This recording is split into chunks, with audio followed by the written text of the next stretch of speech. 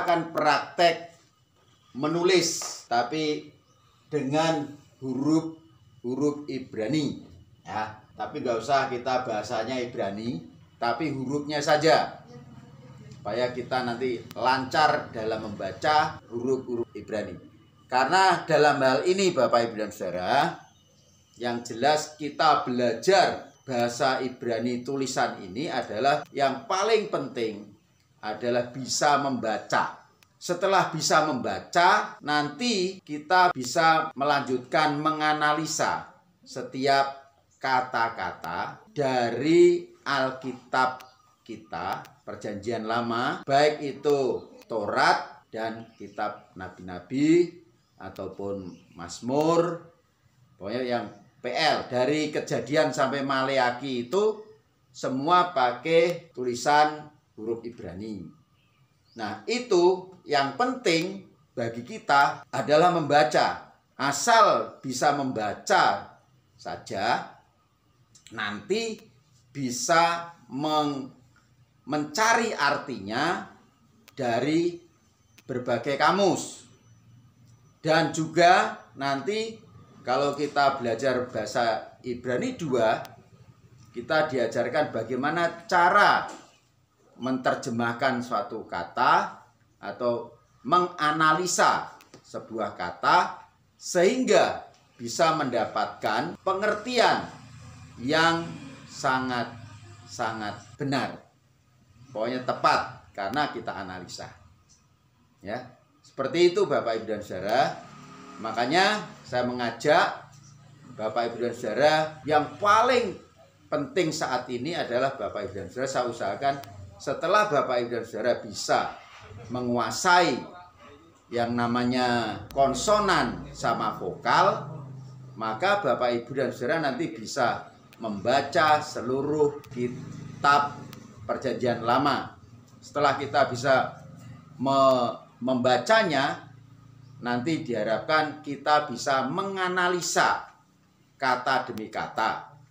Setelah kita analisa, kita ambil kamusnya sehingga kita akan mengerti kesemuanya. Ya, itu yang saya harapkan. Makanya yang paling penting sekarang Bapak Ibu dan Saudara, kuasai yang namanya vokal maupun konsonan. Ya, vokal dan konsonan benar-benar dikuasai sehingga bisa membaca. Setelah bisa membaca, nanti menganalisa. Setelah menganalisa kata demi kata, Bapak Ibu dan Saudara akan mendapatkan pemahaman atau arti yang pasti sesuai dengan apa yang dikatakan oleh Tuhan di dalam kitabnya. Jadi tidak sembarangan kita nanti mengartikan kata-kata di dalam Alkitab. Nah, makanya sebagai persiapan seorang guru agama yang baik harus mengerti betul-betul dan memahami benar-benar tulisan-tulisan dalam bahasa aslinya, ya, Alkitab dalam bahasa asli.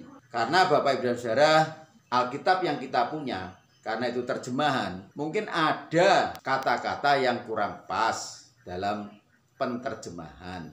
Jadi supaya kita bisa mendapatkan arti yang tepat seperti apa yang dimaksudkan Tuhan, tidak ada cara lain selain menganalisa kata demi kata dari tulisan asli Alkitab itu sendiri.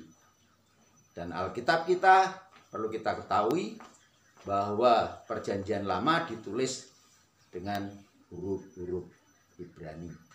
Tapi yang Perjanjian Baru nanti ditulis dengan huruf-huruf Yunani. Kita nanti belajar bahasa Yunani berikutnya.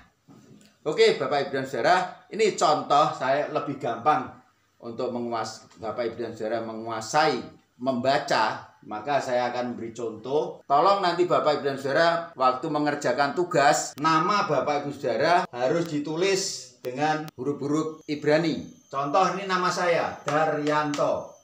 Nih menulis dalet, ini kurang titik. Ya.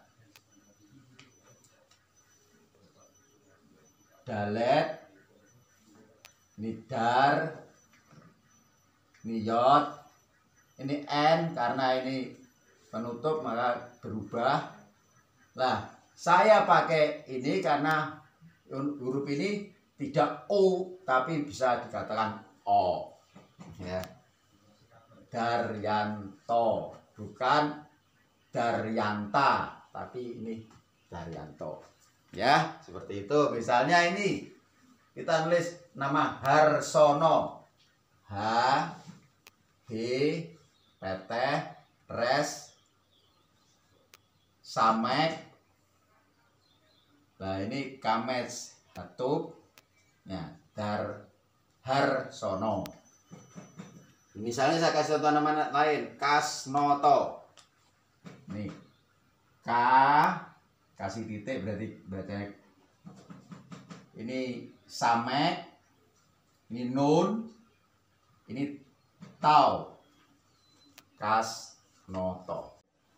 Jadi Bapak Ibu dan Saudara, untuk memperlancar Bapak Ibu dan Saudara membaca, makanya untuk memperlancar Bapak Ibu dan Saudara bisa mengerti huruf-huruf Ibrani, mari saya mengajak mengerjakan tugas yang kedua, yaitu menulis kitab Mazmur 23 dari bahasa kita, bahasa Indonesia, Tuhan adalah gembalaku, takkan kekurangan aku, dan seterusnya itu, tetapi ditulis pakai huruf-huruf Ibrani. Contoh misalnya Tuhan bisa ditulis begini.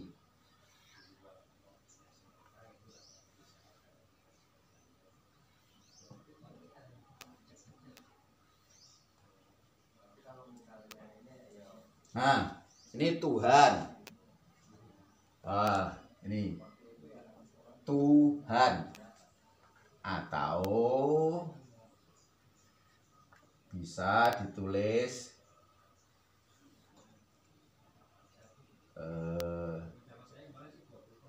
Tuhan. Nah, seperti ini juga boleh. Yang penting Bapak Ibu dan Saudara bisa menghafal baik vokal maupun konsonan.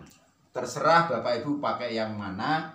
Misalnya kata Tuhan, bisa T-nya bisa pakai ini, bisa pakai tet, A bisa pakai kamets, atau bisa pakai peteh, dan seterusnya. Oke, itu pertemuan kita pada hari yang kedua.